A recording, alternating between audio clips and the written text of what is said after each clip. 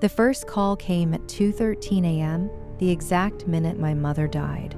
When I saw her old number glowing on my screen, I dropped my phone so hard it cracked across the kitchen tile. I stood there in the dark, barefoot and shaking, staring at her name like it might blink away if I looked too long, but it did not. It kept ringing. My mom had been dead for 3 months. I knew that because I had held her cold hand in a hospital room that smelled like bleach and metal while a machine gave one flat, endless tone, and the nurse quietly turned it off. I knew that because I had cleaned out her apartment myself, folding her sweaters, boxing her coffee mugs, throwing away expired medicine, and canceling everything, including that phone plan. I told myself it had to be spam, some glitch, some cruel mistake, but when I finally answered, all I heard was soft breathing and a weak, broken whisper that made every hair on my body rise. "Katie," she said, using the name only she called me, "don't let him in." Then the line went dead. I did not sleep after that. I turned on every light in my apartment and sat on the couch, hugging my knees until sunrise, replaying those 4 words in my head. I lived alone on the 3rd floor of an old brick building in Ohio, the kind with narrow halls, thin walls, and pipes that knocked at night like someone tapping from inside them.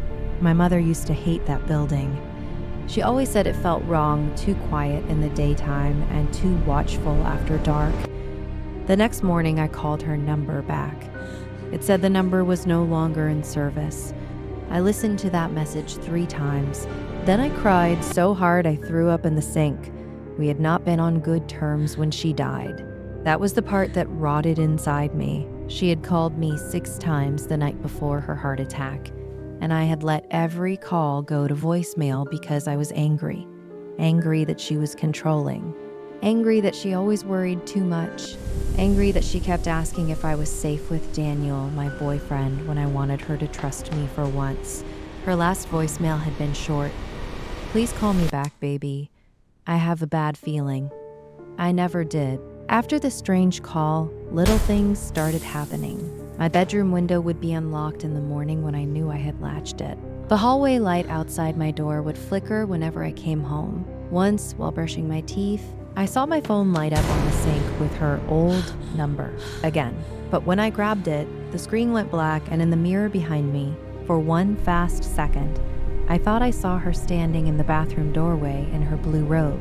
Wet hair hanging over one shoulder, I spun around so hard I smashed my elbow on the towel rack. No one was there. 3 nights later, the number called again. I answered on the first ring. This time my mother sounded farther away, like she was speaking through water. "He lies," she whispered. "He lied to me too."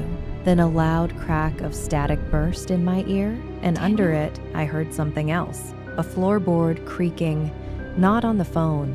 Inside my apartment, I went still.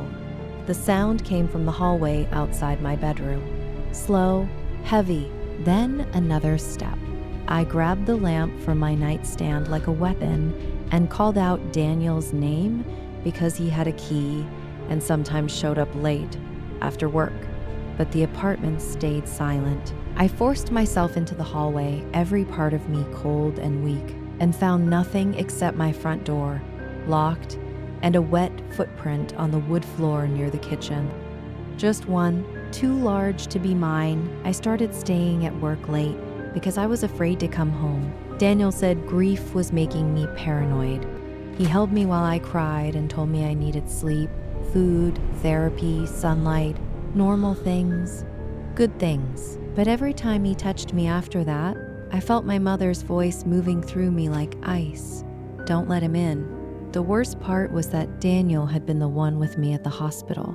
He was the one who drove me there, the one who comforted me at the funeral, the one who helped carry my mother's boxes down the stairs. He knew every detail. He knew exactly how to sound reasonable. A week after the first call, I came home to find my apartment door already unlocked. I was sure I had locked it. My chest tightened. Inside, the air smelled wrong, like damp soil, and my mother's perfume, the cheap rose one she wore every Sunday, My phone rang in my pocket. Her number, I answered with shaking hands. My mother was crying now. I had never heard her cry like that. Not even when Dad left. Not even when the doctors found the shadow on her scan. "Under the bed," she whispered. "Look under the bed, Katie." Now, I backed into my bedroom so slowly I could hear my own heartbeat in my throat. The room looked normal. Gray blanket, open closet, rain tapping the window, but something dark hung over the edge of the mattress, almost hidden by the shadow. I crouched and lifted the bedspread. Daniel was underneath, flat on his back, eyes open, smiling at me like this had all been a game. One hand held a knife, the other was pressed over an old burner phone, glowing on the floor beside him. My mother's number was on the screen. I screamed and ran, but he lunged, caught my ankle, and dragged me hard across the carpet. I kicked, clawed, grabbed the lamp from the dresser, and smashed it into his face again and again until he rolled off me. I made it into the hall and pounded on my neighbor's door until they opened it and called 911.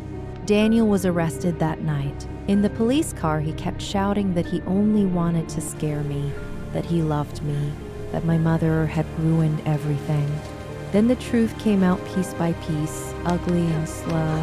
He had been using a phone he found in one of my mother's packed boxes, an older one still linked to her cloud backups. He knew about her voicemails. He knew what guilt would do to me.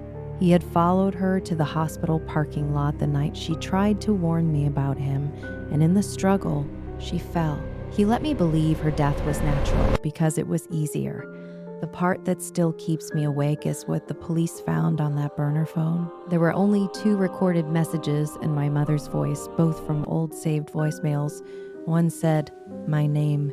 The other said, "Please call me back, baby. I have a bad feeling."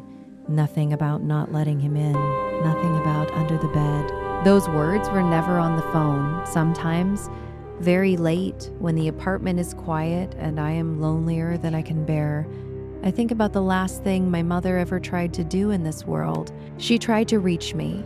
I did not answer then, but somehow, through love or grief or something darker that still moves between the living and the dead, she reached me anyway.